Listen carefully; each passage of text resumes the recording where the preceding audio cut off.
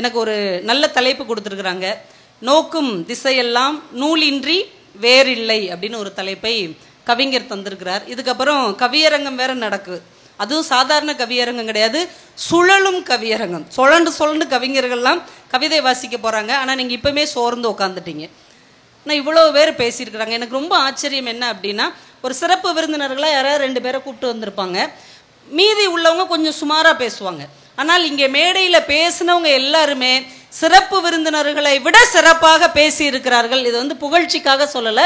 அவங்களுக்கு ரொம்ப குறைவான நேரம் கொடுத்தால் கூட அந்த நேரத்திற்குள் அவங்க வாசித்த புத்தகத்தை பற்றி வலிமையாகவும் ஆழமாகவும் சொல்லக்கூடிய திறமை வாய்ந்தவர்களாக இவர்கள் இருக்கிறார்கள். இவங்க எல்லாருக்கும் ஒரு பெரிய கைத்தட்டல்களை நீங்கள் பாராட்டுகளாக தரணும். நான் அந்த ஒருங்கிணைப்பாளர் குழுவை பார்த்து ரொம்ப பணிவோடு கேட்டுக்கிறேன். இனி வரும் வருடங்களில் தயவு செஞ்சு சிறப்பு விருந்தினரோடு சேர்ந்து இவங்கள மாதிரி உள்ளவங்களுக்கு ஒரு 2 பேருக்கு ஒரு 20 நிமிடமாவது பேசுவதற்கு நீங்கள் வாய்ப்பு தர வேண்டும். ஏன்னா நம்ம மண்ணில் இந்த அறிவொளி இயக்கம் மூலமாக இவ்வளவு பெரிய ஒரு வெற்றியை ஈட்டி தந்திருக்கிற இவங்களுக்கு தான் முதல் நேரம் தரணும் இல்லைங்களா? அவ்வளோ அழகாக எல்லாருமே நல்லா பேசுனீங்க. எனக்கே வருத்தமாக இருந்தது. இவங்க எல்லாரையும் அவசரமாக பேச உட்கார வச்சுட்டு இப்போ நம்ம பேசி என்ன சாதிக்க போகிறோம் அப்படின்னு எனக்கே வருத்தமாக இருந்தது. அவ்வளோ அழகாக சொன்னாங்க. அவங்க ஒருத்தங்க சொன்னாங்க, படிப்பு என்ன தரும், வாசிப்பு என்ன தரும், சிறகுகள் தரும், எனக்கு புதிய ஆடைகள் தரும். ஒவ்வொருத்தங்களும் அந்த வாசிப்பை எவ்வளவு உள்ளார்ந்து அனுபவித்திருந்தால் இவ்வளவு உற்சாகமாக அதை சொல்ல முடியும். அதனால் அவங்களுக்கு நீங்கள் அடுத்த வருடங்களில் ஒரு அரை மணி நேரமோ 20 நிமிடமோ ஒவ்வொருத்தருக்கும் இவங்களுக்கு பேசுவதற்கு ஒவ்வொரு நாளும் வாய்ப்பு தர வேண்டும் என்று உங்களை எல்லாம் கேட்டுக்கொள்கிறேன். அதற்கு ஆமாம் கொடுக்கணும்னு நினச்சிங்கன்னா நீங்கள் கைத்தட்டலாம். இப்போ மக்கள் உங்களை அங்கீகரிச்சிட்டாங்க. கண்டிப்பாக இந்த பேச்சாளர்களுக்கும் வாய்ப்பு கொடுக்கணும் கண்டிப்பாக அப்படின்னு. இன்னொன்று, புதுக்கோட்டைக்கு எப்பயுமே நம்ம மகளிர் தினம் அப்படின்னா சமீப காலமாக எந்த ஊருக்கு நாங்கள் பேச போனாலும் உடனே ஒரு பாட்டு போட்டுருவாங்க. சிங்கப்பெண்ணே அப்படின்னு ஒரு பாட்டு போடுவாங்க நாங்கள் எந்த பள்ளி கல்லூரிக்கு போனாலும். ஆனால் உண்மையிலேயே தமிழ்நாட்டின் தென்னிந்தியாவின் சிங்கப்பெண் யார் என்றால் இந்த புதுக்கோட்டை மண்ணில் பிறந்த முத்துலட்சுமி ரெட்டி அவர்கள்தான் உண்மையான நிஜமான ஒரு சிங்கப்பெண். ஏன்னா இந்த புதுக்கோட்டை மகாராஜா கல்லூரி ஆண்கள் மட்டுமே படிக்கிற ஒரு கல்லூரி.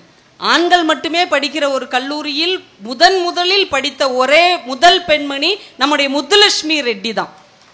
எல்லா முதல்ங்கிற வார்த்தைக்கும் இந்த புதுக்கோட்டை மண் தன்னுடைய அடித்தளத்தை எடுத்து அவர்களுக்கு கொடுத்திருக்கிறது. தென்னிந்தியாவின் மருத்துவக் கல்லூரிக்கு போன தென்னிந்தியாவின் முதல் பெண்மணி அவங்க தான். சென்னையின் முதல் மருத்துவர் அவர்கள் தான். குழந்தைகள் மருத்துவத்துக்காக லண்டன் போய் படிச்சுட்டு வந்திருக்கிறாங்க. அமெரிக்காவிலும் பிரான்ஸ்லேயும் நடந்த மகளிர் மேம்பாட்டு ஆய்வுக்குழுவுக்கு அவர்கள் சென்றிருக்கிறார்கள். இந்தியாவிலே முத குழந்தைகளுக்கான ஒரு மருத்துவமனை கட்டியவர்கள் நம்முடைய முத்துலட்சுமி ரெட்டி அவர்கள் தான். முதல்ல புற்றுநோய் ஆய்வுக் கழகமும் மருத்துவமனையும் தொடங்கியவர்களும் அவர்கள்தான். அதனால தான் அவங்களுக்கு 1950 பத்மபூஷன் என்கின்ற இந்தியாவின் மிகச்சிறந்த விருது கொடுத்து கௌரவிக்கப்பட்டது. அப்படி ஒரு சிங்கப்பெண் பிறந்த இந்த மண்ணில் ஒரு பெண்ணாக பேசுவதிலே ரொம்ப பெருமை அடைகிறேன். இந்த புத்தக திருவிழா தொடங்கியதின் நோக்கத்தை கிட்டத்தட்ட அடைந்து விட்டதாகவே நான் நம்புகிறேன். நான் நேற்றைக்கோ முந்தா நாளோ தங்கமூர்த்தி சார் வாட்ஸ்அப்பில் ஒரு வீடியோ பதிவு செஞ்சிருந்தார். ஒரு முழு மாற்றுத்திறனாளி ஒரு பெண், அவங்க சுகுணா அப்படின்னு நினைக்கிறேன். அந்த மேடம் ரொம்ப வருடங்களாக வீட்டுக்குள்ளேயே இருக்கிறாங்க. வீட்டை விட்டு அவங்க வெளியே வரல. ஆனால் இந்த புதுக்கோட்டை புத்தக திருவிழாவிலே நான் கலந்து கொள்ள வேண்டும், இதை நான் பார்க்கணும், ஒவ்வொரு புத்தகத்தையும் என் கைகளால் எடுக்க வேண்டும் அவங்க கேட்ட உடனே அதற்கான எல்லா ஏற்பாடுகளும் செய்யப்பட்டு அவங்கள ஒரு ஆம்புலன்ஸில் வச்சு இங்கே அழைச்சிட்டு வந்தாங்க. அதை விட பெரிய ஆச்சரியம், இங்கே இருந்த பள்ளி குழந்தைகள் எல்லாம் ஓடி போய் அவங்கள கை கொடுத்து பாராட்டி வரவேற்றார்கள் இல்லையா? இந்த புத்தக திருவிழா எதற்காக தொடங்கப்பட்டதோ அதனுடைய நோக்கத்தை மிகச்சிறப்பாக அடைந்திருக்கிறது, அல்லது அதை நோக்கி நடைபோட்டு கொண்டிருக்கிறது என்றே சொல்லலாம். ஏன்னா புத்தக வாசிப்பு இதைத்தான் தரும். பல ஆண்டுகளாக வீட்டுக்குள்ளேயே முடங்கி கிடந்த ஒரு பெண்ணுக்கு சிறகு முளைக்க வைத்திருக்கிறது இந்த புதுக்கோட்டை புத்தக திருவிழா என்பதில் நீங்க ஒவ்வொருவரும் பெருமையும் கர்வமும் அடையலாம். அப்படி ஒரு சாதனையை நீங்கள் செய்திருக்கிறீர்கள். இந்த மனிதன் எப்படிப்பட்டவன், இந்த புத்தகம் ஒரு மனிதனை எப்படியெல்லாம் மாற்றும். இந்த மனுஷனை பத்திங்க எத்தனையோ பேர் வரைவிலக்கணம் கொடுத்துருக்குறாங்க. ஆனால் ஜி நாகராஜன் ஒரு எழுத்தாளர் கொடுத்த மாதிரி ஒரு வரைவிலக்கணத்தில் உலகத்தில் யாருமே கொடுக்க முடியாது. மனுஷனை பற்றி என்னென்னலாம் சொல்லியிருக்கிறாங்க. ஆனால் ஜி நாகராஜன் தான் சொன்னான், மனிதன் ஒரு மகத்தான சல்லிப்பயல். இப்படி ஒரு வரை விளக்கணத்தை ஜி நாகராஜன் தவிர வேற எந்த எழுத்தாளராலையும் தரவே முடியாது. மனிதன் இருக்கானே இப்படிதான் தொடங்குறார். மனிதன் ஒரு மகத்தான அப்படின்னு நினைப்போம்ல, மகத்தான ஒரு சல்லி பயல் அப்படின்னு முடிச்சிட்டார். ஆனால் மனிதன் மகத்தான சல்லி பயல் மட்டும்தானா? ஆண்டன் செக்கா ஒரு வார்த்தை மனிதர்களை பற்றி சொல்லுகிறார்கள். மனிதன் எப்படிப்பட்டவன் என்பதை அவனுக்கு நீங்கள் சரியாக புரிய வைத்து விட்டீர்கள் என்றால் அவனை விட மகத்தானவன் இந்த உலகத்தில் யாரும் இல்லை என்று ஆண்டன் செக்கா எழுதுகிறார். ஜி நாகராஜன் சொன்ன மகத்தான சல்லி பயலிலிருந்து மகத்தான மா மனிதன் என்கின்ற இடத்திற்கு ஒரு மனிதனை நகர்த்தி செல்லக்கூடிய பாலம்தான் புத்தகமும் வாசிப்பும் எழுத்துக்களும் என்பதை நாம் புரிந்து கொண்டோம் என்றால் இங்கிருந்து நம்ம அங்கே போயிடுவோம். நிறைய புத்தகங்கள்ல ஒரு வார்த்தை எழுதியிருப்பாங்க, புத்தகத்திற்காக நீங்கள் கொடுக்கிற தொகை செலவு அல்ல, அது மூலதனம், அது ஒரு முதலீடு அப்படின்னு சொல்லுவாங்க. அப்போ ஒரு விஷயத்துக்காக நீங்கள் மூலதனம் வைக்கிறீர்கள், ஒரு முதலீடு செய்கிறீர்கள் என்றால் அதுல இருந்து ஒரு வருமானம் வரணும் இல்லையா, ஒரு லாபம் வரணும் இல்லையா, ஏதாவது ஒரு வளர்ச்சி அடையணும் இல்லையா. அது நிச்சயமாக இங்கே ஏற்பட்டிருக்கிறது. இன்றைக்கு அடுத்த தலைமுறை குழந்தைகள், இந்த மேடையிலே நிறைய இளம் பெண்கள் இளைஞர்கள் வந்தார்கள். அடுத்த தலைமுறை பிள்ளைகள் மொபைல் போனை தூக்கி ஓரமா வச்சுட்டு புத்தகங்களோடு திரிகிறார்கள் இல்லையா.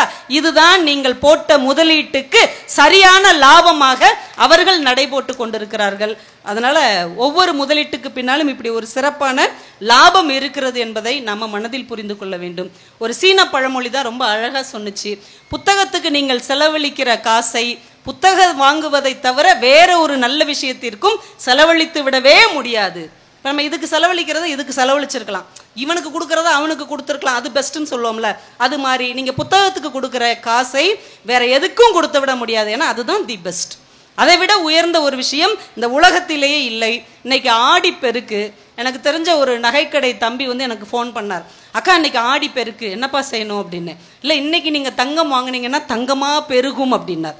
எனக்கு ரொம்ப ஆச்சரியமா இருந்தது. எப்பயுமே ஒரு தொழில் நடத்துறவங்க அப்படிதான் இருக்கணும், எதையாவது ஒன்றை சொல்லி நம்முடைய தொழிலை முன்னேற்றுவதற்கு முயற்சி செய்யணும். ஆனால் எந்த ஒரு பதிப்பாளராவது எந்த ஒரு புத்தகத்தை அந்த அச்சிடுகிறவராவது வாசகர்களுக்கு ஃபோன் பண்ணி இன்னைக்கு ஆடி பெருக்கு, இன்னைக்கு நீங்கள் புத்தகம் வாங்கினீர்கள் என்றால் அறிவு வளரும், இன்னைக்கு நீங்க புத்தகம் வாங்கி படித்தீர்கள் என்றால் ஞானம் மலரும் என்று யாராவது சொல்லியிருக்காங்களா? அக்ஷய திருதியைக்கு நகை வாங்குங்க பணம் சேருன்னு சொல்றாங்க, சரஸ்வதி பூஜைக்கு புத்தகம் படிங்க அறிவு கூடும் என்று யாராவது சொல்லுகிறோமா? அப்படி ஒரு கால மாற்றத்தை நாம் ஏற்படுத்த வேண்டும். இன்னைக்கு ஆடி பெருக்கு வந்திருக்கிறவர்கள் எல்லாம் இதுவரைக்கும் எத்தனை புத்தகம் வாங்கினீர்களோ அதை விட 2 மடங்கு 3 மடங்கு புத்தகங்கள் வாங்கி கொண்டு போய் உங்கள் சொந்த பந்தங்களுக்கும் நண்பர்களுக்கும் கொடுங்கள். இன்னும் அவங்க வாழ்க்கை மிக பெரியதாக ஆடியிலே பெருகட்டும் என்று வாழ்த்தி கொடுங்கள். புத்தகங்களை இனிமே கொடுங்க எதுக்கு எடுத்தாலும். ஏன்னா ஒரு புத்தக வாசிப்பாளராக ஒரு வியாபாரி இருந்தாங்கன்னா எப்படிங்க இருக்கும்? ஒரு புத்தக வாசிப்பாளராக ஒரு வியாபாரி இருந்தா எப்படி இருக்கும் நீங்க யோசிச்சு பாருங்க. தஞ்சாவூர்ல கலெக்டர் மேடம் வருவாங்க, நீ போயிடணுமா? தஞ்சாவூர்ல பூக்கார தெரு அப்படின்னு ஒரு தெரு இருக்குதான். அங்க காஜா மொய்தீன் அப்படின்ற ஒருத்தர் பழக்கடை வச்சிருக்கிறார். அவர் கடைக்கு பேரு தோழர் பழக்கடை. அவர் கம்யூனிச சிந்தனையில் சித்தாந்தத்தில் ரொம்ப ஆர்வமும் அக்கறையும் உடையவருங்கிறதுனால அவர் கடைக்கு தோழர் பழக்கடை அப்படின்னே பேர். அந்த மனிதர் என்ன பண்றாரு, அவர் கடைக்கு யார் பழம் வாங்க வந்தாலும் அவர்களுக்கு அவங்க வயதுக்கு ஏற்றபடி அவங்களுடைய ரசனைக்கு ஏற்றபடி பழங்களோடு சேர்ந்து புத்தகங்களை பரிசாக தருகிறார். என்ன ஆச்சரியம் பாருங்களேன். ஒரு வாசிப்பாளர், ஒரு புத்தகத்தை நேசிக்கிறவர், ஒரு கடை முதலாளியாக இருந்தால் எப்படிப்பட்ட மாற்றத்தை ஏற்படுத்த முடிகிறது? படிச்சுட்டு அவங்களாம் வந்து சொல்லுவாங்களாம், ரொம்ப நல்லா இருந்தது, எனக்கே மனசுக்கு சந்தோஷமா இருந்ததுன்னு அவர்கிட்ட வந்து சொல்லிட்டு போவாங்களாம். 11 வருடங்களாக அவர் பழங்களோடு சேர்ந்து புத்தகத்தை இலவசமாக கொடுத்து கொண்டிருக்கிறார். நான் நினைத்து பார்க்கிறேன், அவர் விற்ற பழங்கள் சாப்பிடலைன்னா அழுகி போயிடும், இல்லை சாப்பிட்டாங்கன்னா அது அதோட பயன்பாடு முடிஞ்சிடும். ஆனால் அந்த பழத்தோடு அவர் கொடுத்த ஒவ்வொரு புத்தகமும் ஒரு விருட்சம் போல வேர் விட்டு கிளை விரித்து இந்த சமுதாயத்திற்கு பயன்பட்டு கொண்டிருக்கிறது என்றால், ஒரு வாசிப்பாளன் முதலாளியானால், ஒரு வாசிப்பாளன் ஒரு தொழில் தொடங்கினால் அங்கே எவ்வளவு பெரிய மறுமலர்ச்சியை ஏற்படுத்த முடியும் என்று அந்த மனிதர் நிரூபித்திருக்கிறார். நிலக்கோட்டையிலங்க ஸ்ரீதர் அப்படின்னு ஒருத்தர் நகைக்கடை வச்சிருக்கிறார். நான் சொன்னேன்ல, நகைக்கடைக்காரங்க இன்னைக்கு என்ன நினைப்பாங்க, நம்ம நகை வாங்கணும் தான் நினைப்பாங்க. ஆனால் நிலக்கோட்டையில் ஸ்ரீதர்னு ஒருத்தர் நகைக்கடை வச்சிருக்கிறார். அவர் எழுத்தாளர் வேல ராமமூர்த்தியுடைய தீவிரமான வாசகர். அவர் என்ன பண்ணிட்டாரு, வேல ராமமூர்த்தி அவருடைய பிறந்த நாள் அன்று, இன்றைக்கு எனக்கு பிடித்த எழுத்தாளரின் பிறந்த நாள், இன்னைக்கு யாரெல்லாம் நகை வாங்குறீர்களோ அவர்களுக்கு இவ்வளவு சதவீதம் சலுகை வழங்கப்படும் என்று அறிவிப்பு பலகை வைத்திருக்கிறார். எவ்வளவு மாற்றம்! எப்படியெல்லாம் நம்ம மாற்றத்தை கொண்டு வர முடியும்? நம்ம செய்கிற ஒவ்வொரு செயலையும், நாம செய்கிற வேலையிலும், நாம செய்கிற தொழிலையும் இந்த எழுத்தை கொண்டு வந்து மக்களிடம் சேர்க்க முடியும் என்று எங்கெங்கேயோ நிரூபித்துக் கொண்டிருக்கிறார்கள். நம்ம எல்லாரும் முயற்சி எடுத்தோம் என்றால் வாசிப்பு மிகப்பெரிய விசாலமானதாக மாறுவதற்கு மிகப்பெரிய வாய்ப்பு இருக்கிறது. தூத்துக்குடியில் உங்க எல்லாருக்கும் தெரியும், பொன் மாரியப்பன் சலூன் கடையோட சேர்த்து நூலகம் வச்சிருக்கிறார். முடிகட்ட வருகிறவர்கள் உட்கார்ந்து புத்தகம் படிக்கணும். அவங்க எவ்வளவு நேரம் புத்தகம் படிக்கிறாங்களோ அதுக்கு ஏற்ற மாதிரி அந்த முடி வெட்டுவதற்கான தொகையில் 30% கழித்து கொடுக்கிறார். எல்லாரும் முகம் திருத்தத்தான் போகிறார்கள், ஆனால் அவர் அவர்களின் அகம் திருத்தி அனுப்பி வைக்கிறார். அவருக்கு எழுத்தாளர் எஸ்ரானா உயிர். எஸ்ரா பிறந்த நாளுக்கு தூத்துக்குடி முழுக்க போஸ்டர் அடிச்சு ஓட்டி இருக்கிறார். அப்ப நமக்கு பிடித்த எழுத்தாளரை நம் குடும்பத்தின் ஒரு உறுப்பினராக நினைத்து கொண்டு நாம செய்யற தொழில்ல, நாம பார்க்கிற வேலையில அவருக்கான ஒரு முக்கியத்துவத்தை நாம் காட்ட ஆரம்பித்து விட்டால் எல்லாருக்குள்ளும் அந்த எழுத்தாளருடைய பெயரும் அந்த எழுத்தும் போய் சேரும் என்பதை இந்த நேரத்திலே நான் உங்களுக்கு சொல்லிக்கொள்ள கடமைப்பட்டிருக்கிறேன். ஏன்னா வருஷத்துல 10 நாள் நடத்திட்டு இதை விட்டுறக்கூடாது. இது அப்படியே தொடரணும். ஒரு தொடர்ச்சியாக, ஒரு தீ பரவுவது மாதிரி, ஒரு காற்று பரவுவது மாதிரி, ஒரு வெள்ளம் போவது மாதிரி இந்த எழுத்து இயக்கம், இந்த வாசிப்பு இயக்கம் எல்லாருக்குள்ளும் புகுந்து புறப்பட வேண்டும் என்பதை நாம மறந்துவிடக்கூடாது. இன்னொரு விஷயம், ஒரு தொழிலாளியோ ஒரு சாதாரண வேலையில் இருக்கிறவரோ வாசிப்பாளராக இருந்தாலே இப்படி ஒரு மாற்றத்தை ஏற்படுத்த முடியுது. ஒரு எழுத்தாளர் அதிகாரியா இருந்தார்னா, ஒரு படைப்பாளி ஒரு அதிகாரியா இருக்கிறார், அப்ப என்ன நடக்கும்? ஏர்வாடி ராதாகிருஷ்ணன் ஐயா உங்க எல்லாருக்கும் தெரியும். இப்ப அவருக்கு 76 வயசு. கவிதை உறவுன்னு ஒரு மிகச்சிறந்த இதழ் அவர் நடத்திக்கிட்டு வர்றாரு. அவருடைய அந்த 76வது பிறந்த நாள் அப்போ பிருந்தா சாரதின்னு ஒரு கவிஞர் அவரை பத்தி ஒரு குறிப்பு முகநூல்ல எழுதியிருந்தார். ஏர்வாடி ராதாகிருஷ்ணன் ஐயா ஒரு வங்கியில தான் முத பணியாற்ற போயிருக்கிறார். ஒரு வங்கியில ஒரு சின்ன அதிகாரியா போயிருக்கிறார். அவருக்கு கொடுத்த வேலையே என்ன அப்படின்னா, இந்த கடன் வாங்கிட்டு திருப்பி கொடுக்காம இருப்பாங்க பாருங்க, லோன் வாங்கிட்டு திருப்பி கொடுக்காதவங்க, அதுல வராக்கடன் இருக்கிற அந்த லிஸ்ட்டை கொடுத்துட்டாங்க. இது வரவே வாய்ப்பு இல்லை அப்படிங்கிற ஒரு லிஸ்ட்டை கொடுத்து இதை எப்படியாவது நீங்க கலெக்ட் பண்ணிட்டு வாங்க அப்படின்னு அனுப்பிட்டார். அதுல உள்ள பேர் உள்ளவரை இவர் போய் பார்க்கிறார். அந்த மனுஷன் ஒரு பிரிண்டிங் பிரஸ் வைக்கிறதுக்காக லோன் போட்டிருக்கிறார், ஒரு அச்சகம் வைக்கிறதுக்காக லோன் போட்டிருக்கார். ஆனா அந்த லோன் பணம் அந்த அச்சக எந்திரத்துக்கு மட்டுமே சரியா போச்சு. இன்னும் மின்சார கனெக்ஷனுக்கு மற்ற பொருட்கள் வாங்குறதுக்கு பணம் இல்லாதனால என்னால் ஒண்ணுமே பண்ண முடியலைங்க, என்னால் கடனையும் திருப்பி கட்ட முடியல, இந்த அச்சகத்தையும் நடத்த முடியல, என்ன செய்யன்னு தெரியாம நான் முழிச்சிட்டு இருக்கேன். இப்ப இந்த வங்கி அதிகாரியா இருக்கிறவர் என்ன செய்யணும்? அவர் அதிகாரியாக இருந்தால் மட்டும் என்ன செய்யணும்? அதிகாரியாக மட்டுமே இருந்தால் அவர் என்ன செய்யணும்? நீ என்னமும் பண்ணு, அதை பத்தி எங்களுக்கு கவலை இல்லை, பணத்தை ஒத்த வரியில கட்டு அப்படின்னு சொல்லணும் இல்லைங்களா? இல்லைன்னா அந்த எந்திரத்தை தூக்கிட்டு வந்துடணும். ஆனால் ஒரு வங்கி அதிகாரி எழுத்தாளராகவும் இதயம் ஈரமான ஒரு கவிஞராகவும் இருந்ததால் அங்கே என்ன நடந்தது தெரியுமா? ஏர்வாடி ராதாகிருஷ்ணன் ஐயா தன் கையில் இருக்கிற பணத்தை தன் நண்பர்கள்ட்ட எல்லாம் பணம் வாங்கி எவ்வளவு அவருக்கு அந்த அச்சகத்தை நடத்துறதுக்கு பணம் தேவைப்படுமோ அந்த பணத்தை எல்லாம் தயார் பண்ணி அவருக்கு கொடுத்துட்டார். இப்ப அச்சகம் ரெடி ஆயிடுச்சு. இப்ப புத்தகம் அச்சடிக்கணும்ல, இவருடைய கவிதை புத்தகத்தை புஸ்தகமா அவர் கொடுக்குறார். கொடுத்து இதை அச்சடிங்க அப்படின்னு கவிதை எழுதி புஸ்தகம் இவருடைய கவிதை புத்தகம். இப்போ அச்சகம் செயல்பட ஆரம்பிச்சிருச்சு, அதற்கு முதல் போனியும் கிடைச்சிருச்சு. இப்போ அவருக்கு லாபம் வர ஆரம்பிக்கிறது. அந்த மனிதர் கொஞ்சம் கொஞ்சமாக வரவே வராது என்று வங்கி நம்பிய கடனை அடைத்தே விட்டார். இப்போ வங்கி அதிகாரிக்கும் சந்தோஷம், கடன் வாங்கிய மனிதருக்கும் சந்தோஷம். ஒரு எழுத்தாளன், ஒரு படைப்பாளி, ஒரு கவிஞன் அதிகாரியாகவும் இருந்தால் இப்படி ஈரமான செயல்கள் இந்த மண்ணில் நிறைய நடக்கும் என்பதற்கு ராதாகிருஷ்ணன் ஐயா வாழ்க்கையில் நடந்த இந்த சம்பவம் ஒரு எடுத்துக்காட்டாக இருக்கிறது. இதற்குத்தான் வாசிப்பு தேவை. நீங்க எந்த பணியிலையும் இருங்க, எந்த வேலையிலும் இருங்கள், எந்த துறையிலும் இருங்கள், ஆனால் சிறந்த வாசிப்பாளராக இருந்தால் உங்களுக்குள் இருக்கிற அதிகாரியை முந்திக்கொண்டு உங்களுக்குள் இருக்கக்கூடிய அந்த மனிதநேயவாதி வெளியில் வருவான். அந்த மனிதநேயம் உலகெங்கும் விதைக்கப்படும். அந்த உலகெங்கும் விதைக்கப்படுகிற மனிதநேயம் தான் இந்த உலகத்தை ஒரு அழகான, வன்முறையற்ற, சகிப்புத்தன்மை நிறைந்த, எல்லோரையும் அரவணைத்து போகிற, ஜாதி சமய பாகுபாடற்ற ஒரு சமூகத்தை மலர்விக்கும் என்பதுதான் உண்மை. அதனால நீங்க என்னங்க இப்படி இருக்கீங்க?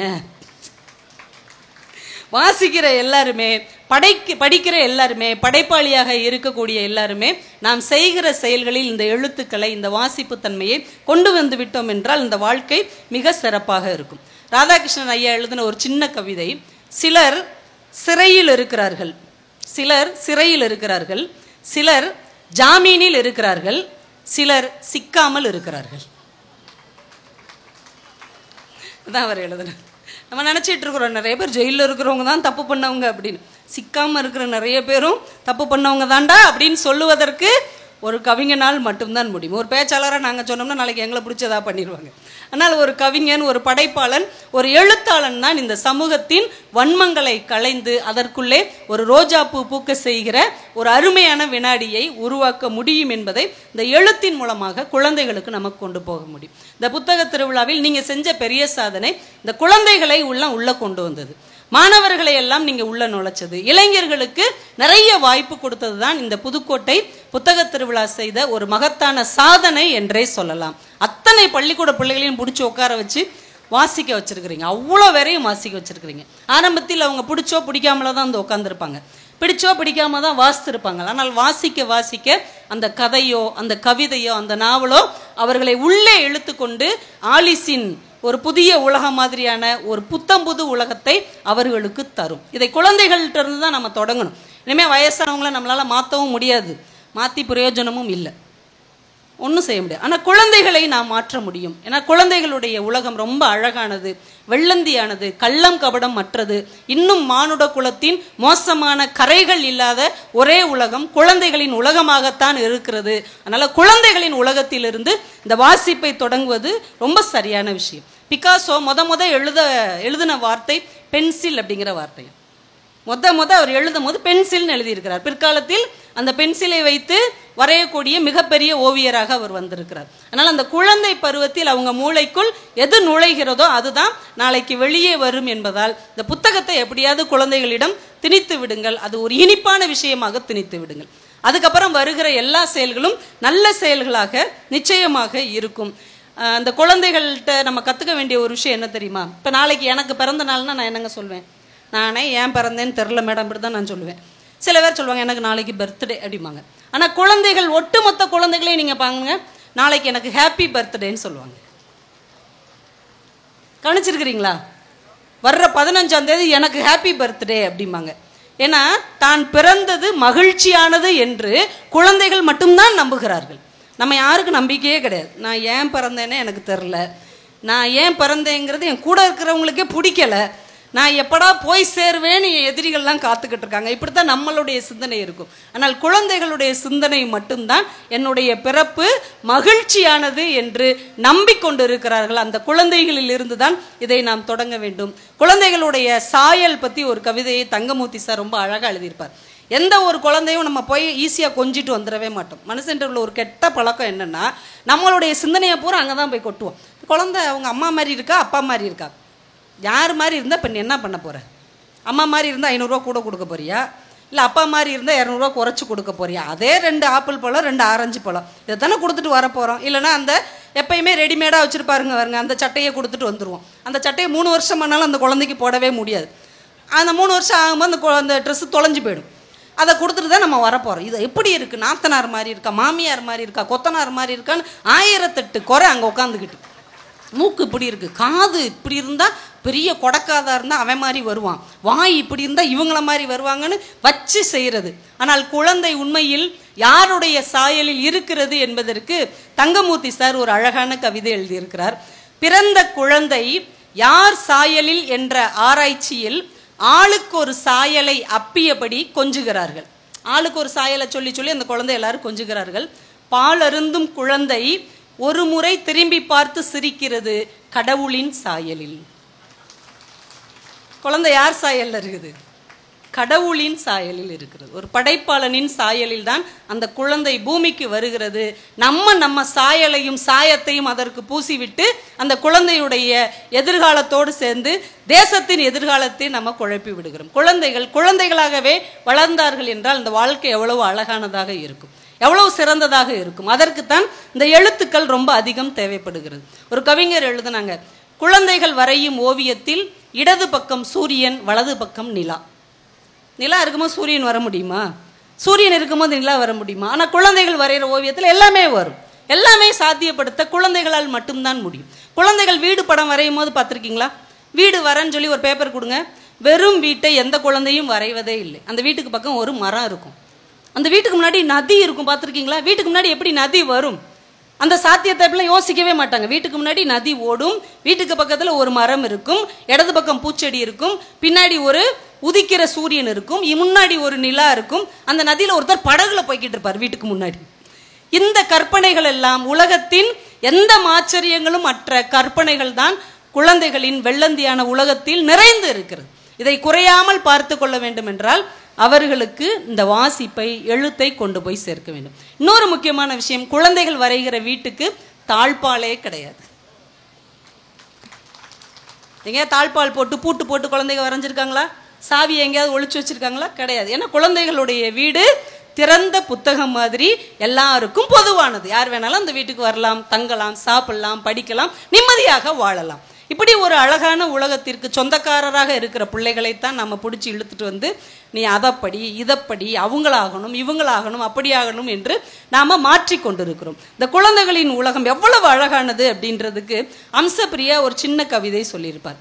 அவர்கள் அதிசயாவிடம் ஒரு ஆப்பிள் துண்டை கொடுத்தார்கள். ஒரு குட்டி பாப்பாட்ட ஆப்பிள் துண்டு கொடுக்குறாங்க. ஆனால் அந்த பாப்பா ஆப்பிள் துண்டை வச்சுக்கிட்டு உஷாவுக்கு கொஞ்சம், விசாலாட்சிக்கு கொஞ்சம், மீனாட்சிக்கு கொஞ்சம், பிரியாவுக்கு கொஞ்சம் என்று அவள் அதை காக்கா கடி போட்டுக்கொண்டே இருந்தாள். இப்போது ஆப்பிள் துண்டு ஆப்பிள் தோட்டமாக மாறிக்கொண்டிருந்தது. ஒரு துண்டு ஆப்பிள், ஆனால் ஒவ்வொருத்தங்களுக்காக இவ கடிச்சு கொடுக்க கொடுக்க அது அன்பின் ஆப்பிள் தோட்டமாக மாறிக்கொண்டே இருக்குது. குழந்தைகள் உலகம் எவ்வளவு அழகானது. ரெண்டு பெரியவங்க நின்று பேசிக்கிட்டு இருந்திருக்கிறாங்க. ஒரு குழந்தை பார்க்குறதுக்கே கருப்பாக பரட்டத்தலையோட உடம்பு முழுக்க மண்ணா உருண்டு விளையாடிக்கிட்டு இருக்கு. ஒருத்தர் சொல்லியிருக்காரு, அந்த பிள்ளை ஏன் இப்படி இருக்குது அப்படின்னு. பக்கத்தில் அவர் சொல்கிறார், அப்படிலாம் சொல்லாதீங்க, உலகத்திலே அழகான குழந்தை தான் இந்த குழந்தை தான் அப்படின்னு இருக்கார். எப்படி எவ்வளோ அடித்து சொல்கிற? ஏன்னா இது ஏன் குழந்தை அப்படின்னு இருக்கார். உலகத்தில் எல்லா பெற்றோர்களுக்கும் தங்கள் குழந்தை தான் அழகானவர்கள். தாகூர் ஏதோ ஒரு விருது வாங்குறதுக்காக மேடைக்கு போகிறாராம். கூட்டமே அவரை ஆர்வமாக கவனிச்சிட்டு இருக்கிறாங்க. ஒரு குழந்தை அது பாட்டுக்கு சிரிச்சிருக்குது. அவங்க அம்மா சொல்லியிருக்காங்க, அமைதியார் அமைதியார், தாகூர் விருது வாங்க போகிறார்.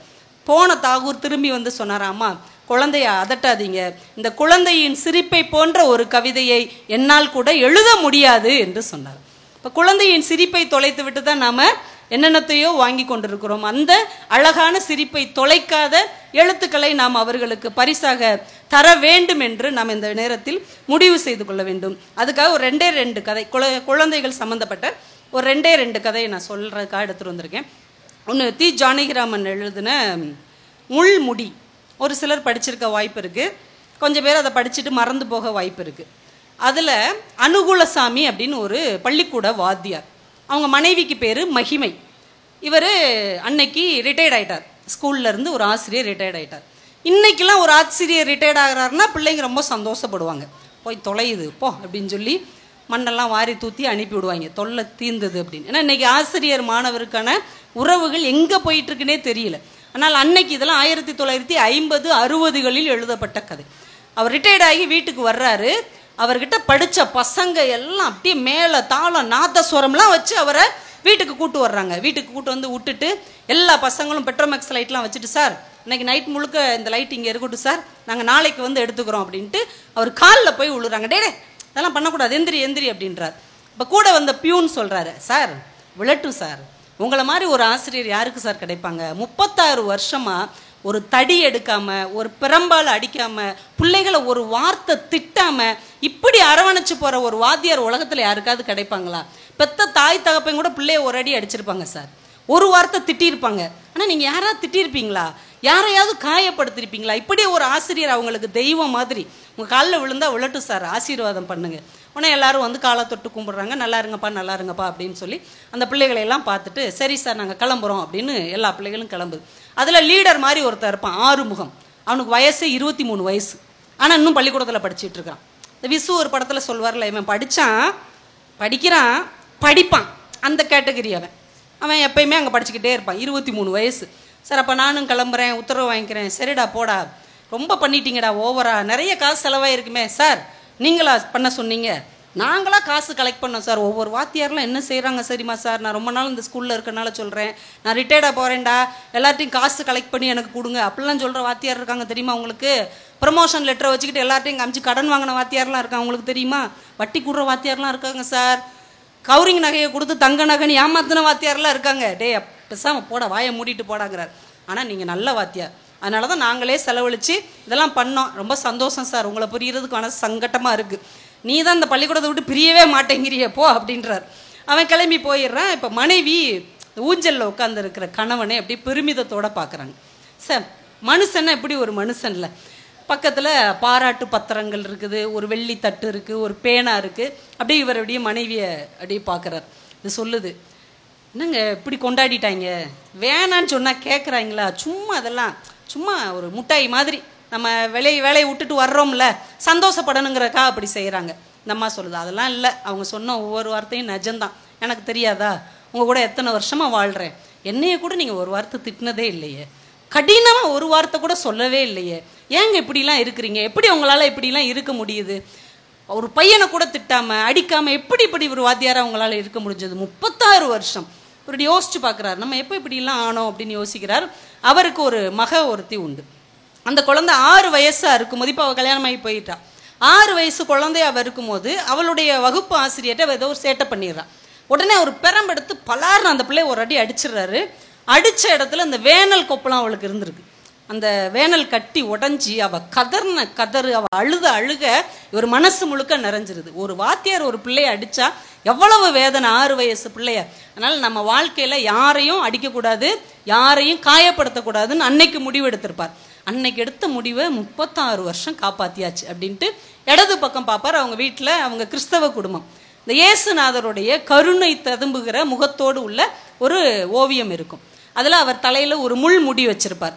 இவர் அப்படியே பார்ப்பார், நான் என்ன சாதிச்சிட்டேன், எல்லார் பாவத்தையும் தான் சுமந்து கொண்டு இந்த சிரிக்கிறானே, இவனை விடவா நான் சாதிச்சிட்டேன் அப்படின்னு அந்த இயேசுநாதரை பார்த்து அப்படி நினச்சிக்கிறார். இருந்தாலும் அவருக்கும் ஒரு பெருமையாக இருக்குது. இருந்தாலும் 36 வருஷம் ஒருத்தரை ஒரு சொல்லாமல், ஒருத்தர் மனசை கூட காயப்படுத்தாமல் இவ்வளவு அன்பான ஆசிரியராக நம்மளும் இருந்திருக்கிறோம்ல அப்படின்னு மனசுக்குள்ளே ஒரு சின்ன கர்வம் எட்டி பார்க்குது. அடுத்த செகண்ட் அந்த ஆறுமுகம் இருக்கான் பாருங்க, அவன் உள்ளே வந்துடுறான். சார் அப்படின்ட்டு, என்னடா நீ இன்னும் போகலையா, இல்லை போனேன் சார், இந்த சின்னையனும் அவங்க அம்மாவும் வந்திருக்காங்க. யார் அப்படின்னு பார்க்குறார். இவர் வகுப்பில் படித்த ஒரு பையன் அவங்க அம்மாவோட வந்து நிற்கிறான். ஏங்கி அழுதுட்டு இருக்கான். அவங்க அம்மா பரிதாபமாக சோகமாக நிற்கிறாங்க. என்னடா என்ன பிரச்சனை, ஏன் அழுகிறான்? சார் அவன் கூட எல்லாரும் பேசலான்னு சொல்லுங்க சார். எல்லாரும் பேசலான்னு சொல்லவா? ஆமாம் சார், அதுக்கப்புறம் அவன் எந்த தப்பும் பண்ணலை சார், மன்னிச்சிருங்க சார், அவன் கூட எல்லாரும் பேசலான்னு சொல்லுங்க சார். இவருக்கு புரியவே இல்லை. என்னடா சொல்கிறேன், எனக்கு புரியலை சார். போன வருஷம் இவன் நம்ம பக்கத்தில் உள்ள ஒருத்தர் இங்கிலீஷ் புத்தகத்தை எடுத்து பேரை மாற்றி ஒட்டி கடையில் போய் விற்றுட்டாம்ல சார், அதை நான் தானே உங்ககிட்ட கண்டுபிடிச்சி கொடுத்தேன். ஆமாம், அப்போ நீங்கள் சொன்னீங்களே சார், இது வரைக்கும் என் வகுப்பில் எந்த பயலும் இந்த கள்ளத்தனம் பண்ணதே கிடையாது, இனிமேல் இந்த பைய கூட ஒருத்தனும் பேசக்கூடாது நீங்கள் சொன்னீங்களே சார். 1 வருஷமாக நாங்கள் யாரும் வேண்ட பேசலை சார், இவன் மூஞ்சிலே நாங்கள் முழிக்கலை சார். இந்த பார்ட்டிக்கு கூட அவன் 1 ரூபா கொண்டு வந்தான், வாங்க மாட்டோன்னு சொல்லிட்டோமே, வாத்தியாருக்கு பிடிக்காத அவங்கிட்டே நாங்கள் பேச மாட்டோம் நாங்கள் சொல்லிட்டோம் அப்படின்னோடனே அப்படியே இதயத்தில் ஆணி அரைஞ்ச மாதிரி அவருக்கு இருக்குது. அப்படியே அதிர்ந்து நிற்கிறார். அந்த பையனுடைய அம்மா சொல்கிறாங்க, சார் 1 வருஷமாக அந்த பையன் சொரத்தே இல்லாமல் இருக்கான் சார், தங்கச்சி பாப்பா கூட விளையாடவே மாட்டேங்கிறான், சரியாகவே சாப்பிட மாட்டேங்கிறான், தூங்க மாட்டேங்கிறான், எப்போ பார்த்தாலும் வேதனையாகவே அலைகிறான், சின்ன பிள்ளை தானே சார், தெரியாமல் பண்ணிட்டான் சார், மன்னிச்சு எல்லா பிள்ளைங்களையும் பேச சொல்லுங்கள் சார். இவருக்கு அப்படியே வேர்த்து விறுவிறுத்து கையும் களவுமா ஒரு திருடை மாட்டிக்கிட்டா இப்படி இருக்கும், அது மாதிரி அப்படியே நிற்கிறார். கொடுறா சார்ட்ட காசை கொடு. உடனே அவன் அழுதுகிட்டே அந்த 1 ரூபாவை சார்ட்ட கொடுக்குறான். அப்படி கையில் வாங்கிக்கிறாரு. எல்லாரும் இனிமேல் அவங்ககிட்ட பேசலாம்ல சார், டே சார் உன்னை மன்னிச்சிடாருடா, வாங்க வாங்க அப்படின்னு அவன் அந்த பையன் வெளியில் போயிடுறான். இவர் அப்படியே தலை குனிஞ்சு உட்காந்துருக்கிறார். இப்படி மனைவி வந்து அவர் பார்க்குறாங்க, கண் கலங்கி சொல்கிறாரு, இப்படிலாம் அவனுங்க செய்வாங்கன்னு நான் நினைக்கவே இல்லைம்மா. அவங்க சொல்கிறாங்க, நீங்கள் சொல்லி தானங்க செஞ்சாங்க. உடனே மறுபடி அந்த கர்த்தர் முகத்தை அவர் பார்க்கிறார். இப்போது இந்த கதையை தி ஜானகிராமன் முடிக்கிறார். அந்த முள்முடி ஆசிரியர் தலையில் ஒரு முறை அழுத்தியது. நம்ம நிறைய நேரம் நம்ம வாழ்க்கையை திரும்பி பார்க்கும்போது நம்ம என்ன நினைப்போம், நம்ம ஒரு நல்ல வாழ்க்கையை வாழ்ந்துருக்கோம், யாருக்கும் எந்த கெட்டதும் செய்யலை, யார் மனசையும் காயப்படுத்தலை, எல்லாருக்கும் நம்ம நல்லவங்களாக தான் இருந்திருக்கோம், எல்லாருக்கும் நல்லது தான் செஞ்சுருக்கோம்னு நமக்குள்ளே ஒரு வாழ்க்கை குறித்த ஒரு பெருமிதம், ஒரு கர்வம், ஒரு பெருமை இருக்கும். ஆனால் ஏதோ ஒரு இடத்தில் ஏதோ ஒரு ஜீவன் நம்மால் காயப்பட்டு காலம் முழுக்க கண்ணீர் சிந்துவதற்கு கூட நாம் காரணமாக இருக்கக்கூடும் என்கின்ற ஒரு மாபெரும் மகத்தான உண்மையை இந்த முள்முடி என்கின்ற கதையின் மூலமாக தீஜா நமக்கு விளக்குகிறார். நான் ஒரு சைடு உள்ள பார்வையைத்தானே நம்ம பார்க்கிறோம். ஆனால் நமக்கு தெரியாமல் நம்முடைய வார்த்தைகளாலோ நம்முடைய செயல்களாலோ நம்முடைய சிந்தனையாலோ யாரோ ஒருவர் காயம்பட்டிருக்கவும் கூடும் என்று இந்த சமூகத்தில் நாம் உணர்ந்து கொண்டோம் என்றால் அது ஒரு சிறப்பான வாழ்க்கையாக இருக்கும். இந்த கதையை ஒரு ஆசிரியர் படிக்கிறான்னு வைங்க, ஒரு மாணவன் படிக்கிறான்னு வைங்க, சார் இப்படி ஒரு ஆசிரியராக வாழ நாம் முயற்சி செய்ய வேண்டும். ஆனால் இப்படி ஒரு சின்ன காரணத்துக்காக எந்த ஒரு மாணவனையும் நம்ம ஒதுக்கிவிடக்கூடாது என்கின்ற எண்ணத்தை நமக்கு தரும் இல்லையா? இதைத்தான் ஒரு வாசிப்பு இந்த சமூகத்திற்கு தரும். ஒரு நல்ல ஆசிரியரை, ஒரு நல்ல மாணாக்கனை உருவாக்கக்கூடிய சிந்தனையை நல்ல கதைகள் நமக்கு கற்றுக்கொடும். ஒருத்தர் இந்த வாரமலர்லையோ இதுலையோ அவங்க வாழ்க்கையில் நடந்த சம்பவம் அப்படின்னு எழுதுவாங்கல்ல, அதில் அப்படி ஒருத்தர் எழுதியிருந்தார். என்ன எழுதியிருந்தார் அப்படின்னா, ரொம்ப வருஷம் கழிச்சு அவருடைய ஸ்கூல் வாத்தியாரை அவர் பார்க்குறாரு. 5ஆப்பில் சொல்லி கொடுத்த வாத்தியார் நேரில் சந்திச்சு, சார் என்னை உங்களுக்கு தெரியுதா சார், நீங்கள் மட்டும் அன்னைக்கு என்னைய காட்டி கொடுக்காம விடாம இருந்தீங்கன்னு வைங்க, வாழ்க்கையே நாசமாக போயிருக்கும் சார். அன்னைக்கு நீங்கள் என்னை விட்டதுனால தான் சார் நான் இன்னைக்கு நல்ல நிலமையில இருக்கிறேன், நான் அன்னைக்கே திருந்திட்டேன். தம்பி நீ சொல்கிற எதுவுமே எனக்கு புரியலப்பா, எப்போ என்ன நடந்தது? இல்லை சார், நம்ம 5th படிக்கும் போது சார் எல்லாம் பிடி பீரியடில் விளையாட போனோம்ல சார், நான் ரொம்ப ஏழை குடும்பத்தை சேர்ந்தவன். ஒரு பையன் புதுசாக வாட்ச் கட்டிட்டு வந்திருந்தான் சார், பிடி பீரியடுக்கு கலட்டி அவன் பேக்கில் வச்சுருந்தான். நான் படக்குன்னு எடுத்து சட்டை பாக்கெட்டில் போட்டேன். அவன் வாட்சை காணுன்னு சொன்னோடனே நீங்கள் கதவை பூட்டிட்டு எல்லா பசங்களையும் ஒன்று போல் கண்ணை மூடி நிற்க சொன்னீங்க. நாங்கள் எல்லாரும் கண்ணை மூடி நின்னோம். நீங்கள் ஒவ்வொருத்தர் பாக்கெட்லையா கையை விட்டுட்டே வந்து என் பாக்கெட்டில் இருக்கிற வாட்சை எடுத்துட்டு மறுபடியும் எல்லார் பாக்கெட்லையும் கையை விட்டுட்டு திரும்ப டேபிளில் வச்சு எல்லாரும் கண்ணை தரங்க, இந்த வாட்ச் கிடச்சிருச்சு, இனிமே இது காணாமல் போனது பற்றியோ இதை யார் திருடினாங்க பற்றியோ பேசக்கூடாது, திருடினவன் இனிமே இந்த செயலை செய்யக்கூடாதுன்னு சொன்னீங்க. அன்னைக்கு நான் திருந்திட்டேன் சார், ஒருவேளை நீங்கள் அன்னைக்கு என்னை காட்டி கொடுத்துருந்தீங்கன்னா நான் செத்தே போயிருப்பேன் சார். சிரிச்சுக்கிட்டே சொன்னார், நீ தானாப்பா அதுன்னு. ஏன் சார் தெரியாதா உங்களுக்கு? இல்லைப்பா, அப்படி எல்லார் பாக்கெட்டையும் செக் பண்ணும் போது உங்களை மட்டும் நான் கண் மூட சொல்லவில்லை, என் கண்களையும் மூடிவிட்டுத்தான் நான் சோதனை செய்தேன்.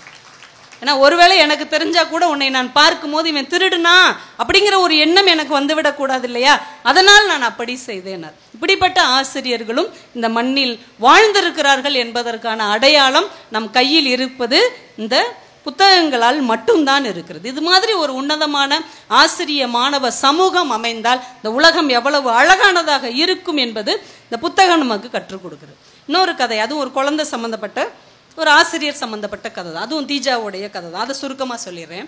குழந்தைக்கு ஜுரம் அப்படின்னு ஒரு கதை, தீஜாவுடைய கதை. சரவண வாத்தியார் அப்படின்னு ஒரு ஊரில் ஒரு வாத்தியார் இருக்கிறார். அந்த ஊர்லேயே இந்த புத்தகங்கள்லாம் பிரிண்ட் பண்ணுற ஒருத்தர் இருக்கிறார், பஞ்சாபகேசன் அப்படின்னு. அவருக்கு புத்தகங்கள்லாம் எழுதி தருவார். ஆனால் அவர் வேறு பேரில் புத்தகத்தை வெளியிடுவார். சின்னராஜா அப்படின்ற ஒரு பேரில் புத்தகங்களை எல்லாம் அவர் வெளியிடுவார். நல்ல லாபத்துக்கு அவர் விற்கிறார். ஆனால் இந்த ஆசிரியருக்கு ஒரு புத்தகத்துக்கு மொத்தத்துக்குமே 50 ரூபாய் தான் கொடுப்பார். கிட்டத்தட்ட 20 புத்தகம் இவர் எழுதி கொடுத்துருக்கிறார். அந்த காலத்தில் வாத்தியார்களுக்கெல்லாம் சம்பளம் ரொம்ப கம்மி. அதனால தான் வக்கத்தவனுக்கு வாத்தியார் வேலை, போக்கத்தவனுக்கு போலீஸ் வேலைலாம் சொல்லியிருக்காங்க. ஏன்னா அவ்வளவு வருமானம் கம்மியோட நேர்மையாகவும் பிள்ளைகளை நல்ல முறையிலும் அன்றைக்கு வாத்தியார்கள் வளர்த்தெடுத்திருக்கிறார்கள். அப்படி கஷ்ட ஜீவனத்தில் இவருக்கு புஸ்தகம் எழுதி வருகிற பணம் அவருக்கு ஓரளவு உதவியாக இருக்குது. கிட்டத்தட்ட 20 புஸ்தகத்துக்கு 1000 ரூபா அவர் தரணும். கொஞ்சம் கொஞ்சமாக அவர் ஒரு 600 ரூபா கொடுத்துட்டார். மீதி 400 ரூபா கொடுக்க வேண்டியிருக்கு. இவருக்கு வீட்டில் ரொம்ப கஷ்டம். நேராக போகிறார், எப்பா மீதி 400 ரூபா எப்பப்பா தருவ அப்படின்னு. 400 ரூபாயா? 300 ரூபா தானே உனக்கு தரணும் அப்படிங்கிறார். இப்போ நீ 400 ரூபா தரணும்ப்பா, 300 ரூபா தான் தரணும். இடையில 2 தடவை வந்து 50 ரூபா வாங்கிட்டு போனீங்கல்ல, இடையில 2 தடவை வந்தேன், 50 ரூபா கேட்டேன், ஆனால் நீ தரலையாப்பா. தந்தையா, நீலாம் ஒரு வாத்தியாரையா, இப்படி தான் பிள்ளைகளுக்கு பாடம் நடத்துவியா, தர்மம்னா உனக்கு என்னன்னு தெரியாதுன்னு மூஞ்சில் அடித்த மாதிரி பேசினோன்னே அவருக்கு அப்படியே வெளத்துறோம். ஏன்னா இது வரைக்கும் அவர்கிட்ட எதுவுமே இல்லாட்டாலும் மரியாதை அப்படின்னு ஒன்று இருந்தது. ஆசிரியருக்குன்னு ஒரு மரியாதை இருக்கும்ல. ஆனால் இவன் இந்த மரியாதையை கெடுத்துட்டானேன்னு இவருக்கு ரொம்ப வருத்தமாயிரும்.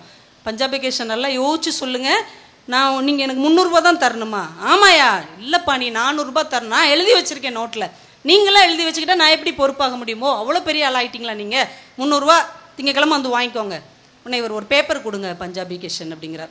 அவர் ஒரு பேப்பர் கிழிச்சு கொடுக்குறார். இவர் எழுதுறார், எனக்கு வர வேண்டிய 1000 ரூபாயும் இவர் எனக்கு தந்து விட்டார், இவர் எனக்கு பணமே தர தேவையில்லைன்னு எழுதி கொடுத்துட்றார். ஒரு ஆத்திரத்தில், நீ என்னையா என்னை ஏமாற்றி கொடுக்குறது, தேவையே இல்லை அப்படின்னு. அவன் வாங்கி பார்த்து அது கிழிச்சு போட்டு, அப்போ என்னென்ன ஏமாத்துக்காரன்னு நீங்கள் நினச்சிங்களா?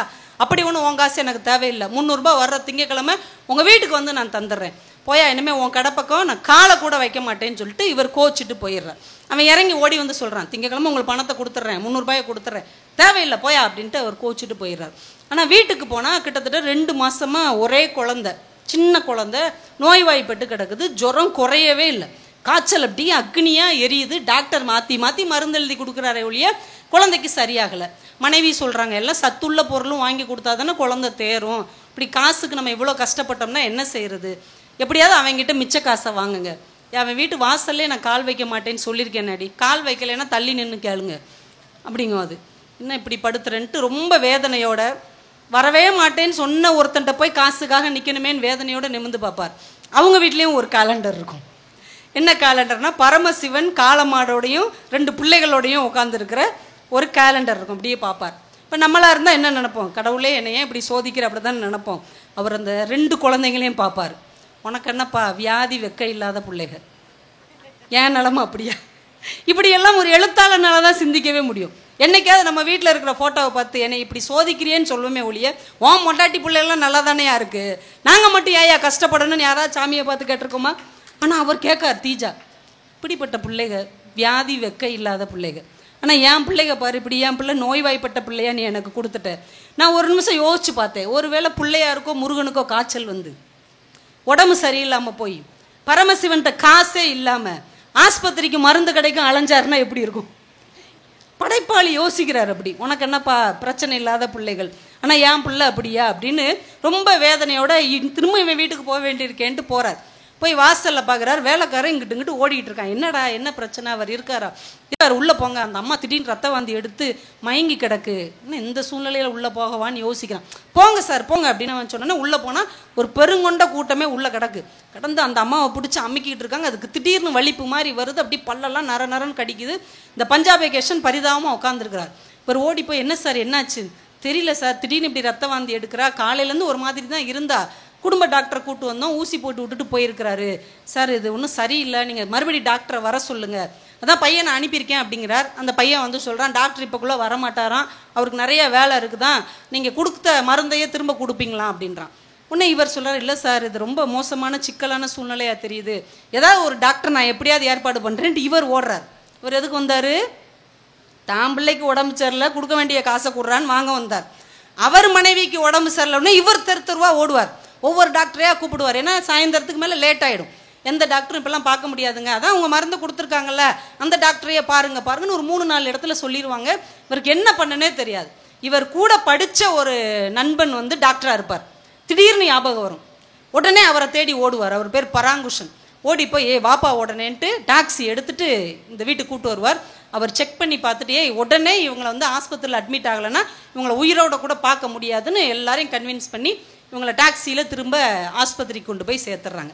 அந்த ஆள் ஒரு 3 ரூபா மட்டும் டாக்ஸிக்கு கொடுத்துட்டு மனைவியோடு உள்ளே போயிடுறார். இப்போ இவர் தான் டாக்டரை கூட்டு வந்தவர், டாக்ஸியவும் கூட்டு வந்தவர். டாக்ஸிக்கு 3 ரூபாய்க்கு மேலேயே வந்திருக்கும். இவர் கையில் 1 ரூபா சில்லறதா இருக்கும். அதை டாக்ஸிக்கு கொடுத்துட்டு மீதி காசை டாக்டர்கிட்ட கொடுத்து அவரையும் வீட்டில் விட்டுட்டு, என் பிள்ளைக்கும் உடம்பு சரியில்லை டாக்டர் அப்படின்னு சொல்லுவார் இவர். ஐயோ அப்படியா, சரி இந்தாங்கன்ட்டு ஒரு மருந்து கொடுப்பார். ஃப்ரீயாக இருக்கும் போது நான் உங்கள் வீட்டுக்கு வரேன் சரின்ட்டு மருந்தை வாங்கிட்டு கிளம்புவார். நைட்டு 1 மணி ஆயிரும். இப்போ டாக்டர் சொல்வார், நண்பர் தானே, இவ்வளோ நேரம் ஆயிடுச்சு வீட்டுக்கு எப்படி போவீங்க, ஆட்டோ டாக்ஸி கிடைக்காதுல்ல, இங்கே வேணால் தங்கிட்டு போங்களேன் பார். இல்லை நான் பார்த்து போயிடுவேன் அப்படின்னு வெளியில் வந்தால் வெறும் 4 ரூபாவோ எவ்வளோ தான் இருக்கும். அந்த காலத்தில் 4 ரூபாய்க்கு ஒரு சோடாவும் 2 வாழைப்பழமும் சாப்பிட்லாம். அதை வாங்கி சாப்பிட்டுட்டு 1.5 மைல் அவர் வீட்டுக்கு போகணும். டாக்ஸிக்கும் ஆட்டோவுக்கும் எதுக்குமே காசு இல்லை, ரிக்ஷாவுக்கு. அப்படியே நடந்து போகிறார். அந்த இருட்டுக்குள்ளே இருந்து யாரோ சிரிக்கிற ஒரு சத்தம் கேட்டு படக்குன்னு பார்ப்பார். பார்த்தா ஒரு ஜட்கா வண்டி குதிரை நிற்கும். அந்த குதிரை கணைக்கிற சத்தம் இவருக்கு சிரிக்கிற மாதிரி கேட்கும். உடனே இவர் சிரிச்சிருவார்.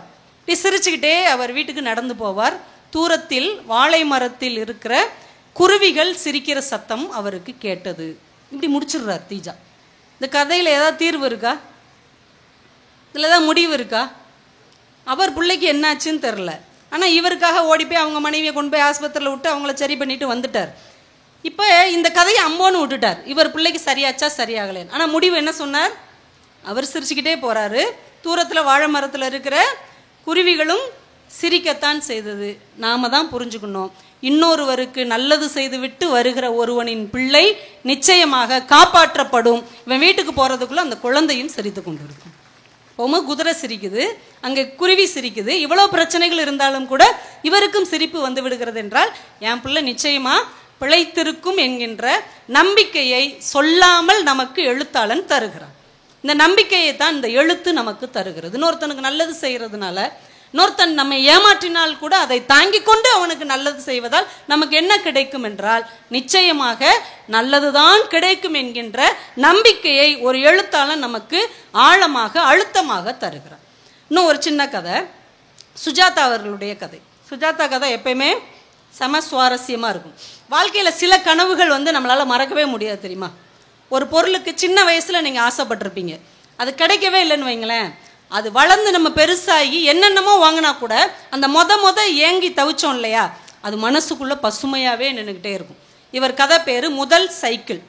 இவர் ஸ்ரீரங்கத்தில் இவங்க பாட்டி வீட்டில் தங்கி படிச்சுட்டு இருக்கிறார். இவர் சின்ன வயசுலேருந்து எந்தெந்த வண்டியெல்லாம் வச்சிருக்கிறாருன்னு யோசிக்கிறார். ரொம்ப இவர் சின்ன பையனாக இருக்கும்போது இவங்க அப்பாவுடைய மோட்டர் சைக்கிளில் உட்காந்து வாய் டேச்சில் குழந்தைகள் ட்ருன்னு சவுண்டு கொடுப்பாங்களே, அப்படி கொடுத்து அவர் கோயம்புத்தூர், கேரளா, ஆந்திராலாம் போயிருக்கார் உட்காந்துக்கிட்டே ட்ருன்னு சொல்லிக்கிட்டு.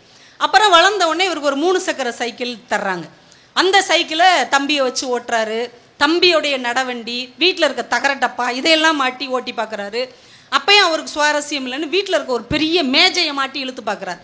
அந்த மேஜை பின்னாடி இருந்து இழுத்து அந்த வண்டி உடஞ்சே போயிடுது. அப்புறம் கொஞ்சம் வளர்றாரு. நீங்கள் நம்ம பருவம், நம்ம காலத்துலலாம் இதெல்லாம் நடந்தது. நீங்கள் சைக்கிள் ஓட்ட கற்றுக்கோங்கன்னு சொன்னீங்க இல்லையா, அப்போ வாடகை சைக்கிள் கடையில் தான் சைக்கிள் கிடைக்கும். சொந்தமாக சைக்கிள் அப்போ யார்கிட்டையுமே இருக்காது, ரொம்ப பணக்காரங்க கிட்ட தான் இருக்கும். நம்ம என்ன பண்ணுவோம், எல்லா நண்பர்களோடையும் சேர்ந்து இவர் எட்டனா கொடுத்து 1 மணி நேரத்துக்கு சைக்கிளை வாங்கி 8 பேர் பழகியிருக்காங்க. அது இவர் கொஞ்சம் இழந்த ஆள் இல்லை, ஆள் பரிதாபமாக இருக்கிறனால இவருக்கு வாய்ப்பே கொடுக்காம எல்லாருக்கும் சைக்கிளை பின்னாடி பிடிச்சிக்கிட்டே ஓட விட்டுருக்காங்க. இவர் சைக்கிள் பழகினதை விட இந்த சீட்டை பிடிச்சி பின்னாடி ஓடினதான் அதிகம் அப்படின்னு எழுதியிருக்கிறார். அப்புறம் வளர்ந்து 10th படிக்க ஆரம்பிச்சிட்டார் ஸ்ரீரங்கத்தில் பாட்டி வீட்டில் இருந்து. இப்போ மேத்ஸ் டியூஷன் படிக்கிறதுக்கு ஒரு 4 தெரு தள்ளி போக வேண்டியிருக்கு. இப்போ பாட்டிகிட்ட வாய் விட்டு கேட்குறாரு, பாட்டி ஒரு சைக்கிள் இருந்தால் தான் பாட்டி என்னால் அவ்வளோ தூரம் போக முடியும், ரொம்ப கஷ்டமாக இருக்குது. சரிடா விசாரி, யார்ட்டையாவது சைக்கிள் விசாரி, உங்கள் அப்பா வரும்போது கேட்போம் அப்படிங்கிறாங்க. இவர் விசாரித்தா இவருக்கு ரொம்ப வேண்டப்பட்ட ஃப்ரெண்டு ஒருத்தர் பச்சை கலர் பெயிண்ட் அடித்த ராலே சைக்கிள், அப்போ அதுதான் ரொம்ப ஃபேமஸ். அந்த ராலே சைக்கிள் ஒன்று வச்சுருக்கிறான், விற்கிற ஐடியாவில் இருக்கிறான். டே இந்த வண்டி எவ்வளோடா, நீ ஓட்டி பாடுறா, இருக்கட்டும்டா சொல்லுங்க, நீ ஓட்டி பாடுறா அப்படின்றான். எடுத்து ஓட்டி பார்த்தா அப்படியே சல்லுன்னு கதவுக்கு எண்ணெய் தேய்ச்சா அது எப்படி வலுவலுன்னு இருக்கும், அது மாதிரி இந்த வண்டி எப்படி சல்லுன்னு வலுவலுன்னு போகுது. பெல் அடித்தா சும்மா 1 கிலோமீட்டருக்கு கிடக்குன்னு கேட்குது. ரொம்ப பிடிச்சி போச்சு. அப்படி சல்லுன்னு இறங்கி, டே ரொம்ப பிடிச்சிருக்குடா, ரொம்ப பிடிச்சிருக்கா, ஆமாம் எவ்வளோன்னு சொல்லுடா, மற்றவங்களுக்குனா 80 ரூபா, உனக்கு என் ஃப்ரெண்டுங்கிறனால உனக்கு 50 ரூபா. 50 ரூபாய்க்கு இப்படி ஒரு அருமையான சைக்கிள், சரிடா எனக்கு ஒரு வாரம் மட்டும் டைம் கொடுன்ட்டு வந்துடுறார். இப்போ பாட்டிகிட்ட சொல்கிறார், பாட்டி வரதன் வச்சுருக்குறான் 50 ரூபாய்க்கு அருமையான சைக்கிள், எப்படியாச்சும் எனக்கு வாங்கி கொடுத்துரு, பேசாமரு ஞாயிற்றுக்கிழமை உங்கள் அப்பா வருவான், நான் நல்ல மூடு பார்த்து சொல்வேன், அப்போ கேளு, நீ பாட்டுக்கு வந்த உடனே கேட்டு தொலைஞ்சிடாத, அவன் கோவக்காரன் திட்டி விட்டுருவானே. சரி பாட்டின்ட்டு ஞாயிற்றுக்கிழமை அவங்க அப்பா வருகைக்காக அவர் வாசல்லே நிற்பார். அவங்க அப்பா வந்ததுலேருந்து எல்லா வேலையும் ஓடி ஓடி செய்வார். பாட்டியை பார்ப்பார். பாட்டி இப்போ கேட்காதுன்னு சிக்னல் பண்ணிக்கிட்டே இருக்கும். நைட்டு நல்ல அவங்க அப்பாவுக்கு பிடிச்ச வத்த குழம்பு செஞ்சு கொடுக்கும். சாப்பிட்டுட்டு கட்டிலில் உட்காந்து நல்ல பௌர்ணமி நிலா காலை ஆட்டிக்கிட்டு வெத்தலை பாக்கு போட்டுட்டு அப்படியே ரிலாக்ஸாக இருப்பார் அவங்க அப்பா. இப்போ பாட்டி கூப்பிடும், இப்போ கேளு உங்கள் அப்பாட்ட அப்படின்னு. மெதுவாக போய் அப்படின்னு வார்த்தையே வராது. இன்னைக்கு பாட்டி சொல்லும், ரங்கராஜன் என்னமோ கேட்குறாங்கிறான், என்னன்னு கேளு, என்னடா அப்படிம்பார். அப்போல்லாம் அப்பா கிட்டேலாம் நம்ம இப்போ பேசுகிற மாதிரிலாம் பேசவே முடியாது. உண்மையிலே இந்த காலத்து தலைமுறைகள் ரொம்ப கொடுத்து வச்சவங்க இல்லையா, ஓடி போய் அப்பாவை கழுத்தை கட்டிக்கிட்டு தான் பேசுதுங்க. ரொம்ப கேஷுவலாக அப்பாவை பேரை சொல்லி கூப்பிட்றாங்க. ஆனால் அன்றைக்கெலாம் அப்பாவுக்கு பக்கத்தில் நிற்கிறதுக்கே பயமாக இருக்கும். அப்படி ஒரு டெரர் பீஸாகவே நம்ம அப்பாவை, அப்பாவும் வச்சுருப்பாரு அம்மாவும் வச்சுருப்பாங்க. அப்பாவை பார்த்தாலே பயமாக இருக்கும். அப்படியே போய் நிற்கிறான். என்னடா என்ன சொல்லு. இல்லைப்பா டியூஷன் போக வேண்டியிருக்கு. அம்மா டியூஷன் போத்தானே செய்யணும், ரொம்ப தூரம் போக வேண்டியிருக்குப்பா. சரி ஒரு சைக்கிள் இருந்தால் நல்லாயிருக்கும். என்ன புது சைக்கிளா? இல்லைப்பா செகண்ட் ஹேண்டு தான். எவ்வளவு? 50 ரூபாப்பா. அதெல்லாம் ஒன்றும் வேண்டாம், நடந்து போய் படி, அப்போ தான் அறிவு வரும். இல்லைப்பா வந்தும் இல்லை போயும் இல்லை சைக்கிளும் இல்லை, பா படி அப்படின்றாரு. இவருக்கெல்லாம் நைட்டு ஏங்கி ஏங்கி அழுகிறார். இவரெல்லாம் ஒரு அப்பனா, இவரெல்லாம் ஒரு மனுஷனா, ராட்சசன், இப்படி ஒரு மனுஷன் உலகத்திலே கிடையாதுன்னு விடிய விடிய அவங்க அப்பாவை திட்டி தீக்கிறார். விடிஞ்சவொடனே அவங்க அப்பா கிளம்புறாரு. இவருங்க அப்பாட்ட டாட்டா சொல்லலை, பேசலை, மூஞ்சை தூக்கி வச்சுக்கிட்டு இருந்துடுறார். அவங்க அப்பா போயிடுறார். இப்போ காலங்கள் ஓடுது. இவர் படித்து நல்ல வேலைக்கு வந்து மோட்ரு பைக் வாங்குறார், நிறைய கார் மாற்றுறாரு, ஃப்ளைட்டே ஓட்டுறாரு. எழுத்தாளருங்கிறதுனால ரயில் இன்ஜின் கூட ஓட்டுறாரு, ரோடு போடுற மிஷின்லாம் கூட ஓட்டுறாரு. எல்லா பயணத்தையும் அவர் பார்த்துட்டார். ஆனாலும் மனசுக்குள்ளே அந்த சைக்கிள் ராலே சைக்கிள் உறுத்திக்கிட்டே இருக்கு. இப்போ அவங்க அப்பா இறக்குறதுக்கு 1-2 மாதத்துக்கு முன்னாடி அவங்க அப்பா கூட ரொம்ப நேரம் பேசுகிறதுக்கு ஒரு வாய்ப்பு கிடைக்குது. அவங்க அப்பா படுக்கையாக இருக்கிறார். ஒரு கையை பிடிச்சிக்கிட்டு பேசிக்கிட்டே இருக்கிறார். பழைய ஞாபகத்தெல்லாம் சொல்கிறார். ரங்கராஜா உனக்கு ஞாபகம் இருக்கா, நம்ம அங்கே போனோம் இங்கே போனோன்னு ஒன்றுனா சொல்லும் போது டக்குன்னு சொல்கிறாரு, நீ ஒரு சைக்கிள் வேணும்னு கேட்ட ஞாபகம் இருக்கா நீ 10th படிக்கும்போது? ஆமாப்பா, பச்சை கலர் ராலே சைக்கிள் நீங்கள் வாங்கியே தரல. ஆமாடா, அன்னைக்கு முழுக்க நீ என்கிட்ட பேசவே இல்லை, என்னை கூட நீ ரொம்ப திட்டிருப்ப. ஆமாப்பா, ஏன்ப்பா வாங்கி தரல, எவ்வளோ ஆசையாக கேட்டேன். இல்லைடா, அப்போ என்கிட்ட 50 ரூபா பணம் இல்லைடா, அப்போ என்கிட்ட 50 ரூபா பணம் இல்லைடா. அந்த இதோட வரியோட முடிச்சிடுறார் சுஜாதா. அப்பா திமிருனாலேயோ ஆணவத்தினாலேயோ இவனுக்கு வாங்கி தரக்கூடாதுன்னு எண்ணத்தினாலேயோ வாங்கி தராமல் இல்லை, அப்பாவிடம் பணம் இல்லை. அந்த காலத்து அப்பாக்களினிடம் பணம் இல்லை என்று பிள்ளைகளிடம் சொல்வதை கூட தயக்கமாக தவிர்த்து இருக்கிறார்கள். அதனாலதான் இந்த பிள்ளைங்க அப்பா ராட்சசேன்னு கூட திட்டிட்டு போட்டோம், அப்பா கையாளாதவன், அப்பா இயலாதவன், அப்பா இல்லாதவன் பிள்ளைகள் நினைத்து விடக்கூடாது. அதற்கு பதிலாக அப்பா மோசமானவன் கூட நினைச்சிட்டு போயிருக்கு, அப்பா எதுவுமே வாங்கி தர மாட்டான்னு கூட நினைச்சிட்டு போகட்டும். ஆனால் அப்பாவிடம் இல்லை என்று அந்த பிள்ளைகள் கழிவிறக்கம் கொண்டு விடக்கூடாது என்பதில் அந்த காலத்து தகப்பன்கள் ரொம்ப கவனமாக இருந்தார்கள் என்பதை அந்த சுஜாதா முடிக்கும் போது நம்மால் உணர முடிகிறது. என் கூட 5ஆம் கிளாஸ் வரைக்கும் ஒருத்தன் படித்தான், சுமாராக தான் படிப்பான். அப்புறம் 6, 7 ஏதோ படிச்சுட்டு மில்லு வேலைக்கு போயிட்டான். அவன் கஷ்டப்படுற குடும்பம். ஒரு 10 வருஷம் 15 வருஷம் முன்னாடி அவங்க தெருவில் ஏதோ நான் ஒரு ஸ்பீச்சுக்காக போயிருந்தப்போ அவன் ஃபோன் பண்ணி அவங்க வீட்டுக்கு வர சொன்னான். அவங்க வீட்டுக்கு போயிருந்தேன், அவன் வர லேட்டாக இருந்தது. ஒய்ஃபு டீலாம் போட்டு கொடுத்தாங்க, 2 சின்ன பிள்ளைங்க, ஸ்வீட்டு, கொஞ்சம் ஃப்ரூட்ஸ்லாம் நான் வாங்கிட்டு போயிருந்தேன்.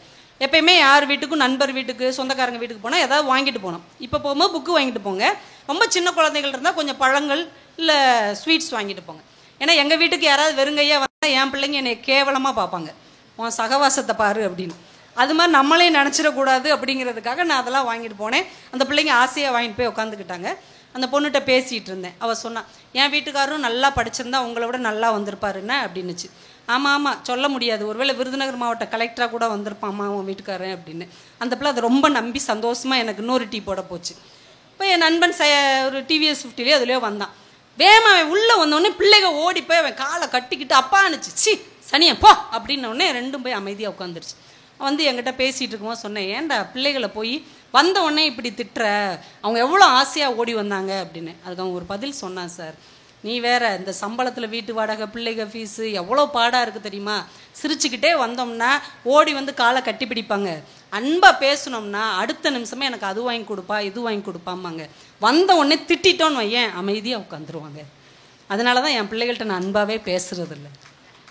ஆனால் ஒரு அப்பாவின் தியாகத்திற்கு பின்னால் எவ்வளோ பெரிய வேதனை ஒளிந்திருக்கிறது என்பதை நம்மில் எத்தனை பேர் புரிந்திருக்கிறோம். அம்மாவுடைய தியாகம் நம்ம கண்ணுக்கு முன்னாடி பளிச்சுன்னு தெரியும், ஆனால் அப்பாவினுடைய தியாகம் தெரியாத மாதிரி வளர்ப்பது தான் அப்பாவின் இயல்பாக இருக்கிறது என்பதை சுஜாதா எழுதின அந்த கதையின் மூலமாகவும் என் நண்பனின் வாழ்க்கை மூலமாகவும் நான் அறிந்து கொண்டேன்.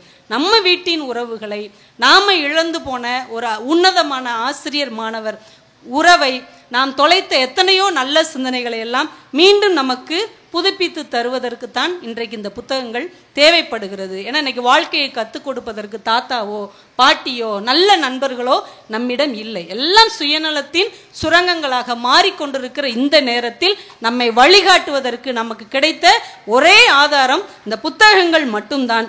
ஒன்றை சொல்லி நிறைவு செய்கிறேன். இந்த வாழ்க்கையின் மகத்தான பரிசு என்பது எது தெரியுமா நண்பர்களே? விக்டர் பிராங்கல் அப்படின்னு ஒருத்தர் யூத வதை முகாமில் ஹிட்லர்கிட்ட பயங்கர சித்திரவதையெல்லாம் அனுபவிச்சவர் 20ஆம் நூற்றாண்டில்.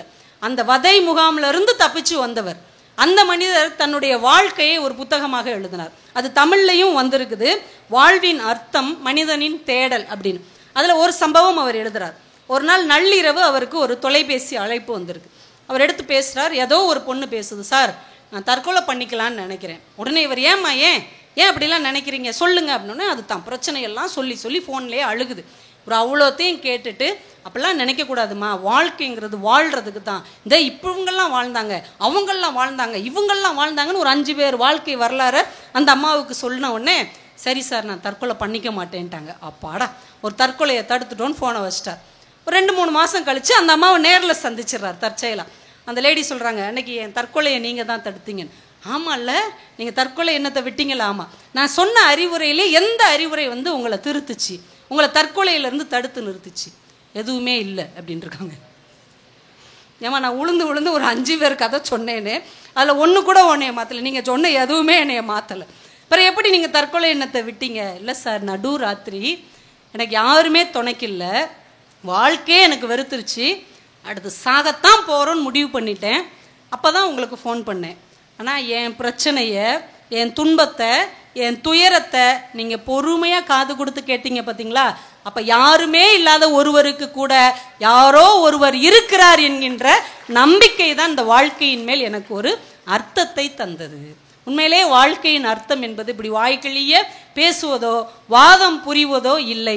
அடுத்தவர்களின் வலியை, பிரச்சனையை, துயரத்தை 5 நிமிடம் காது கொடுத்து கேட்பதுதான் வாழ்க்கையின் மிகப்பெரிய பரிசு என்பதை அந்த புத்தகம் உணர்த்தியது. பேசுகிற ஒரு வாயை விட கேட்கிற 2 காதுகள் உன்னதமானவை என்று அன்றைக்கு நான் அறிந்து கொண்டேன். இன்றைக்கு இத்தனை காதுகள் இங்கே கேட்டுக்கொண்டிருக்கின்றன. இந்த காதுகள் வலியுற்றவர்களின், துயருற்றவர்களின், சோகத்தால் தளர்ந்திருப்பவர்களின் வார்த்தைகளுக்காகவும் திரும்பினால் இந்த வாழ்க்கை மகத்தானதுதான் என்பதை நாம் அனைவரும் உணர்ந்திருக்கிறோம் என்பதற்கு அது அடையாளமாக இருக்கும். என் இனிய நண்பர்களே, குடித்து வைத்த தேநீர் கோப்பை அங்கேயே இருக்கிறது. குடித்து வைத்த தேநீர் கோப்பை அங்கேயே இடிக்கிறது. படித்து வைத்த புத்தகம் மட்டும்தான் நம் வாழ்க்கையில் கூடவே வருகிறது.